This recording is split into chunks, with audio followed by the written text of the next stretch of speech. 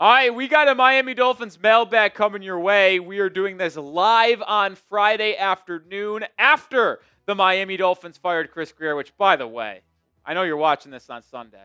What a time that was. What a great day it was to have Chris Grier finally gone from this organization. Feels like I got a new lease on life, folks, and hopefully you feel the same way. First question coming in from Big Country. Thoughts on Nick Saban for GM? Oh, God, no. Absolutely not. And I'm sorry to shoot you down so quick here, Big Country, but that would be a catastrophe. First of all, Nick Saban ain't leaving College game day to go back to the sidelines, specifically not going into the front office. And I know he was able to build a sustainable winning culture and system in Alabama. It is not the same thing as doing it in the NFL because you have to worry more about financial implications, draft picks. Like, it's just way more difficult. So I do not believe Nick Saban would be good at the job. He is, in his 70s, Cope?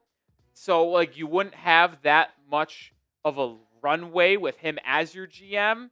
There would just be absolutely nothing positive to come out of hiring Nick Saban as your GM other than to say to the media that Nick Saban is your GM. It would be an absolute train wreck. No chance I would support that in any way. Pater with a 5. Do you think Stephen Ross wants to keep McClown because he knows he will lose? I almost honestly thought of Josh McCown instead of Mike McDaniel. No. So obviously we talked about it after Grier got fired that it was reported that Mike McDaniel will be the head coach of the Miami Dolphins for the rest of the season at least. And that basically tells you the new GM, when it is officially hired in January, probably will make the decision on if Mike McDaniel will be the head coach next year or they will hire and bring in their own new guy. And I'm sure that will be an interesting topic.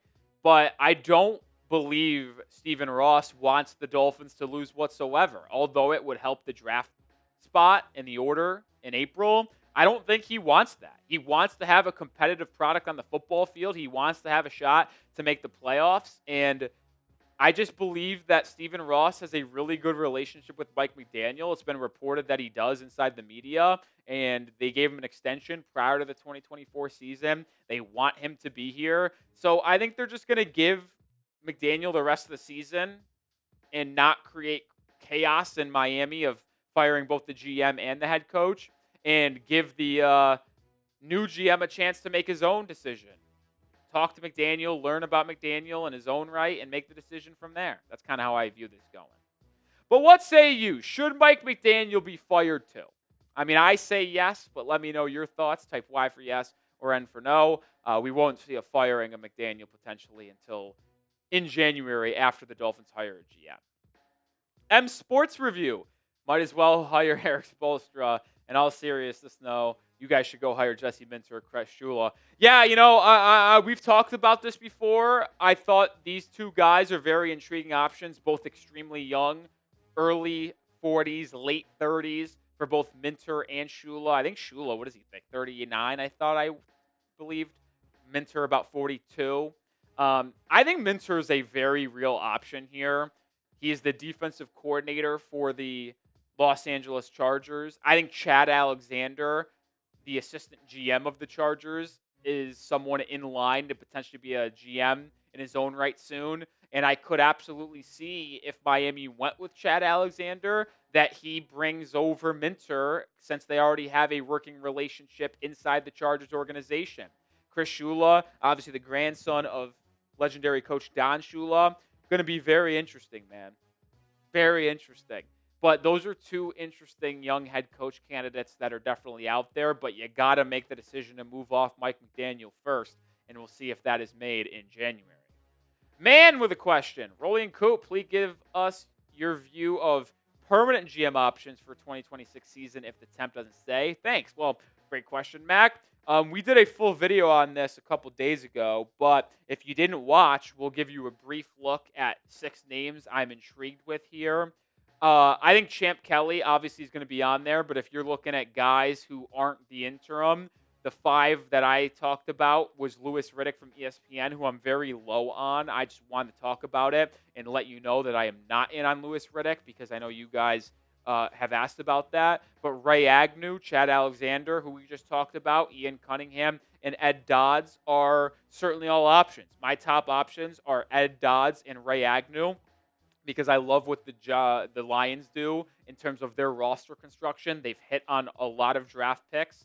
Amon-Ra St. Brown, Jahmyr Gibbs, Jack Campbell, Sam Laporta, Aiden Hutchinson, Penei Sewell. They've been phenomenal. And I think that's a guy I would like to have in my organization. But same could be said for Ed Dods and the Colts. And he has some experience, I think, working with the Baltimore Ravens that I really like. Another name that I was told to keep my eye on from a source is Josh Williams, Director of Scouting and Football Operations currently for the San Francisco 49ers. He was a finalist for the Jacksonville Jaguars GM job a year ago before it was given to the young fellow. I forget his name, actually. Do you remember? No. But he was a finalist there, so keep your eye on Josh Williams. But those lists of 6 names plus Josh Williams are guys to keep your eye on for as potential full-time, long-term GM candidates. More questions to be answered, but we are sponsored by Ethos. Have you or a friend ever experienced loss, which has you thinking about how to secure your family's financial future? Well, with life insurance through Ethos, your family is protected. Life insurance is a perfect way to make sure you're covered, and right now you can get your free quote at ethos.com/NFL Daily.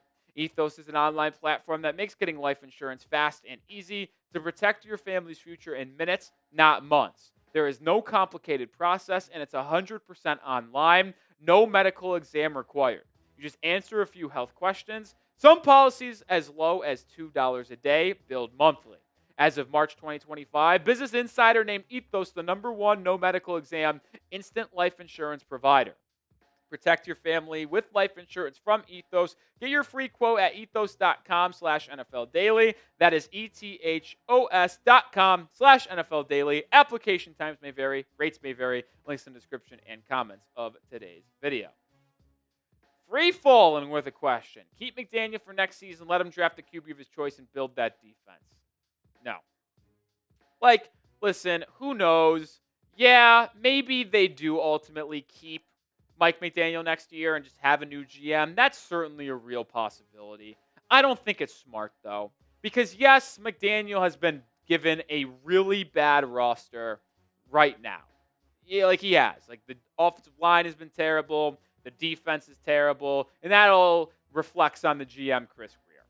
But Mike McDaniel signed off on the Tua massive extension. That was a bad decision. So you have to blame Mike McDaniel for a lot of that decision-making process of extending Tua. And I think we've consistently seen, by the way, that McDaniel doesn't have this team prepared, doesn't have this team locked in, considering they consistently come out flat in the second half, and they have a lack of attention to detail and a ton of procedural mistakes. Let's just call a spade a spade. The entire Big 3 need to go. And when I talk Big 3, it's GM, head coach, quarterback. That's all that really matters in this league. Let's be real. If you have a good quarterback, a good head coach, and a good GM, you will be a winning football team consistently. Philadelphia Eagles, good head coach, good quarterback, good GM, they win. The Lions, good GM, good quarterback, good head coach, they win.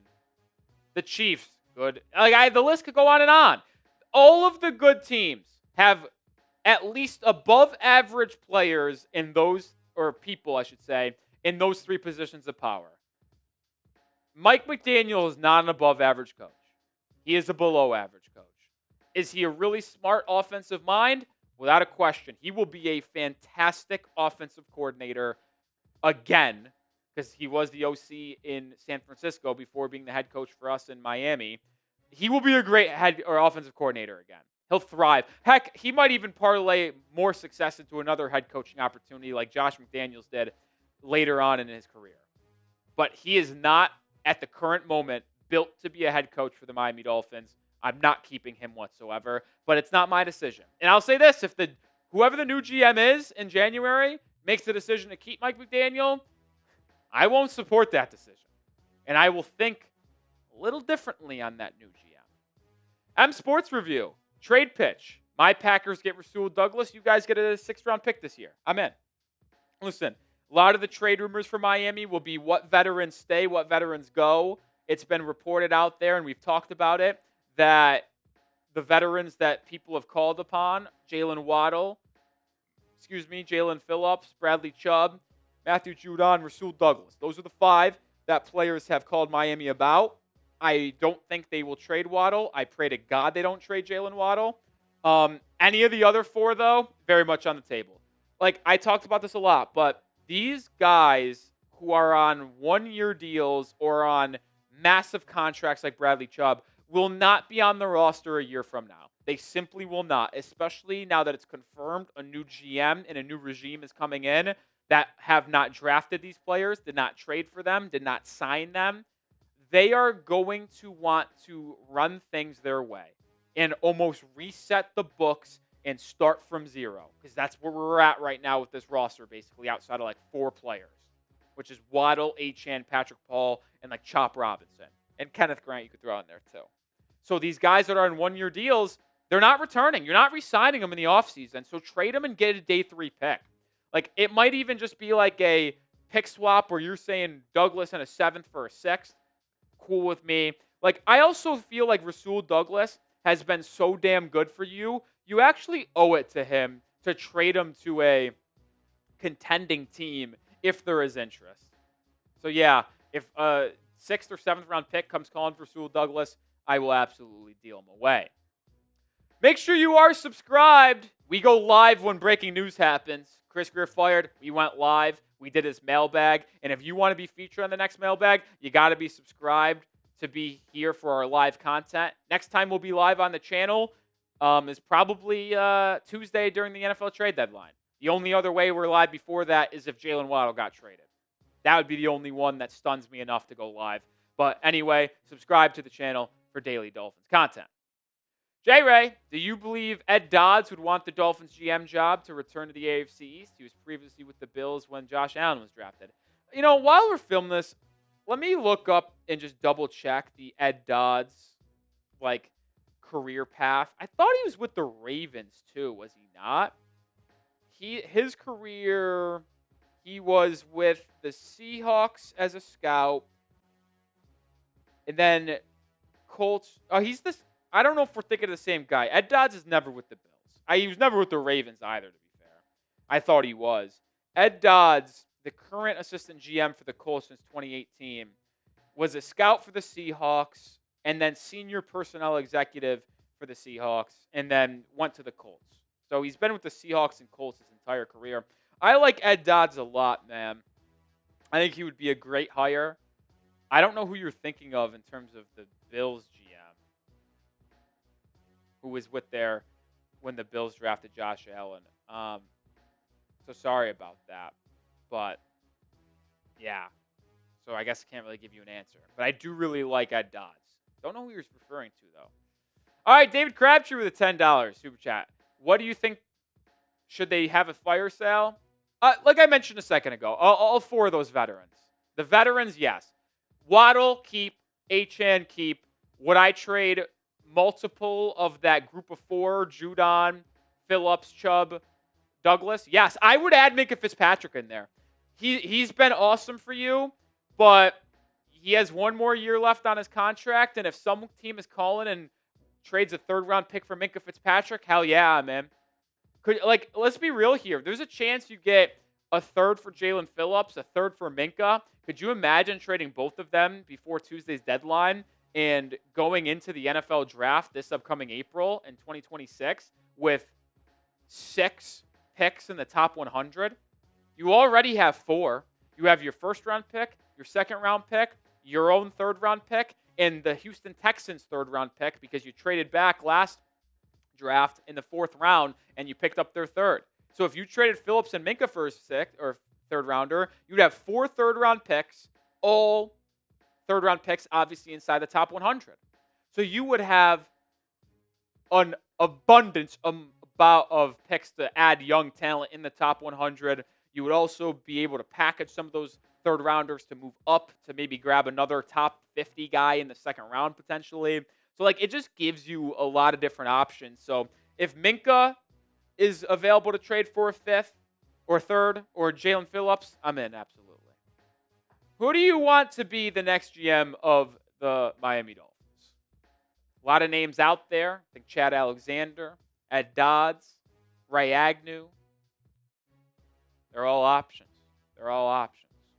That'll do it for today's show. We'll continue to bring you daily coverage of the Miami Dolphins. And when the NFL trade deadline is here on Tuesday afternoon, we will be live on the channel until the deadline and until it passes. So subscribe and join us for more content.